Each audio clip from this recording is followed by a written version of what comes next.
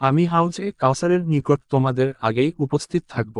তোমাদের থেকে কিছু লোককে আমার নিকট পেশ করা হবে, কিন্তু আমি যখন তাদের পান করাতে অগ্রসর হব তখন তাদেরকে আমার কাছ থেকে ছিনিয়ে নেওয়া হবে। আমি বলবো, হে রব, এরা তো আমার সাথী।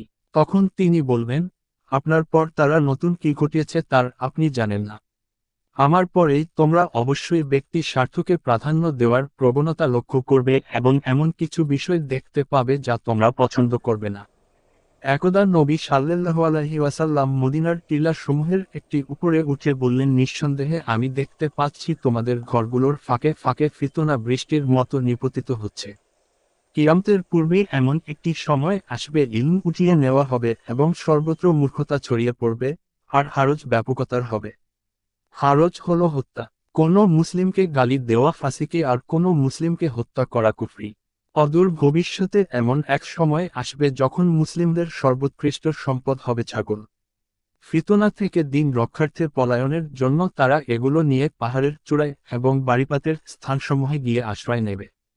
সে জাতি কখনোই সফলকাম হবে না যারা তাদের শাসনভার কোনো রমণীর হাতে অর্পণ করে।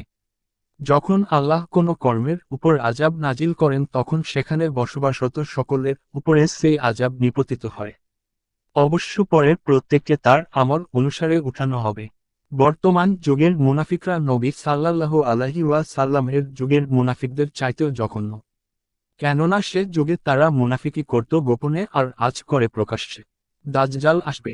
অবশেষে মদিনার একপার্শ্বে অবতরণ করবে। তিনবার প্রকম্পিত হবে। তখন সকল কাফের ও মুনাফিক বের হয়ে তার কাছে চলে আসবে। এমন কোন নবী প্রেরিত হন নাই যিনি তার উম্মতকে এই কানা মিথ্যুক সম্পর্কে সতর্ক করেননি। জেনে রেখো, সে কিন্তু কানা, আর তোমাদের রব কানা নন। আর তার দু চোখের মাঝখানে কাফের শব্দটি লিপিবদ্ধ থাকবে। বুখারী শরীফ।